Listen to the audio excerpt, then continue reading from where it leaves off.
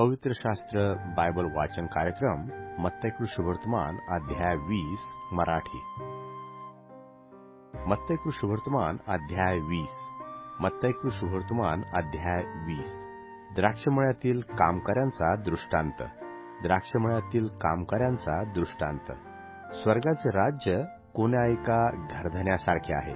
तो आपल्या द्राक्षमळ्यात मोलाने काम करी लावावयास मोठ्या सकाळी बाहेर गेला आणि त्याने कामकऱ्यास रोजची पावली ठरवून त्यास आपल्या द्राक्षमळ्यात पाठविले।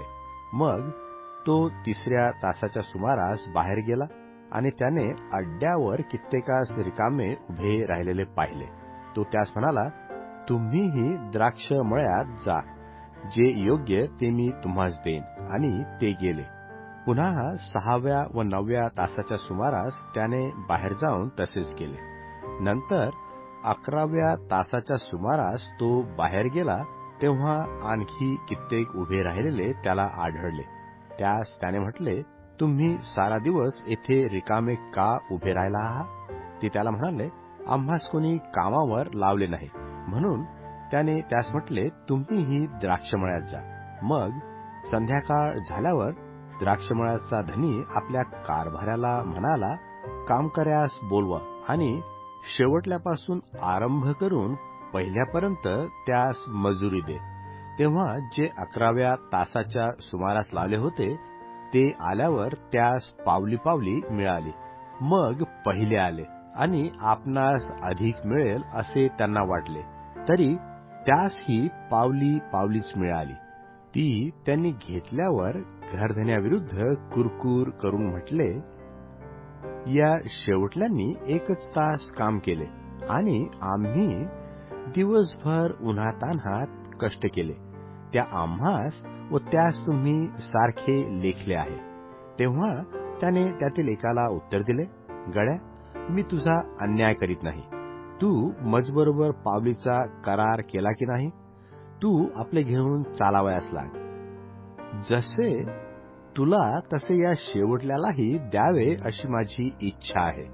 जे माझे आहे त्याचे आपल्या मर्जीप्रमाणे करावयास मी मुख्त्यार नाही काय? अगर मी उदार आहे हे तुझ्या डोळ्यात सलते काय? याप्रमाणे शेवटले ते पहिले व पहिले ते शेवटले होतील। येशूने आपल्या मृत्यूचे 3ऱ्यांदा केलेले भविष्य। येशूने आपल्या मृत्यूचे 3ऱ्यांदा केलेले भविष्य। येशू वर यरुशलेमास जात असता त्याने 12 शिष्यास वाटेत एकीकडे नेऊन म्हटले, पहा, आपण वर यरुशलेमास जात आहोत आणि मनुष्याच्या पुत्राला मुख्य याजकांच्या व शास्त्र्यांच्या हाती धरून देण्यात येईल। ते त्याला मरणदंड ठरवतील, थट्टा करावयास, फटके मारावयास व वधस्तंभावर खिळावयास त्याला विदेशांच्या स्वाधीन करतील आणि 3ऱ्या दिवशी तो पुन्हा उठेल। ऐहिक सन्मानाप्रित्यर्थ विनंती। ऐहिक सन्मानाप्रित्यर्थ विनंती। तेव्हा जब्दीच्या पुत्राच्या आईने आपल्या पुत्रासह त्याचकडे येऊन पाया पडून त्याच्याजवळ काही मागितले। त्याने तिला म्हटले, तुला काय पाहिजे? ती त्याला म्हणाली, आपल्या राज्यात या माझ्या 2 पुत्रातील एकाने आपल्या उजवीकडे व एकाने आपल्या डावीकडे बसावे अशी आज्ञा द्या। येशूने उत्तर दिले की तुम्ही काय मागता हे तुम्हा समजत नाही। जो प्याला मी पिणार आहे तो तुमच्याने पिववेल काय? ते त्याला म्हणाले, पिववेल। त्याने त्यास म्हटले, माझा प्याला तुम्ही प्याल खरा, पण माझ्या उजवीकडे व माझ्या डावीकडे बसण्याचा अधिकार देणे मजकडे नाही। तर ज्याच्यासाठी माझ्या पित्याने हा सिद्ध केला आहे त्याच्यासाठी तो आहे। ही गोष्ट ऐकून 10 शिष्यास त्या 2 भावांचा राग आला। खरे मोठेपण, खरे मोठेपण। पण येशूने त्यास बोलावून म्हटले, विदेशावर त्यांचे अधिपती प्रभुत्व चालवितात व मोठे लोकही अधिकार करतात, हे तुम्हास ठाऊक आहे। तुम्हाकडे तसे नसावे, तर तुम्हामध्ये जो कोणी श्रेष्ठ होऊ इच्छितो त्याने तुमचा दास व्हावे आणि तुम्हामध्ये जो कोणी पहिला होण्याची इच्छा करतो त्याने तुमचा दास व्हावे. याप्रमाणे मनुष्याचा पुत्र सेवा करून घ्यावयास नाही, तर सेवा करावयास व बहुतांच्या खंडणीसाठी आपला जीव द्यावयास आला. 2 आंधळ्याला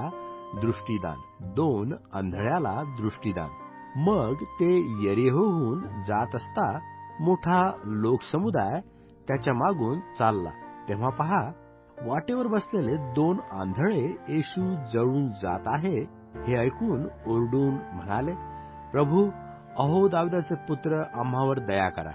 त्यांनी उगे राहावे म्हणून लोकांनी त्यास धमकाविले.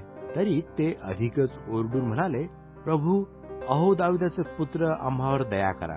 येशूने उभे राहून त्यास बोलावून म्हटले, मी तुम्हासाठी काय करावे म्हणून तुमची इच्छा आहे? ते त्याला म्हणाले, प्रभूजी, आमचे डोळे उघडावे. तेव्हा येशूला कळवळा येऊन त्याने त्यांच्या डोळ्यास स्पर्श केला.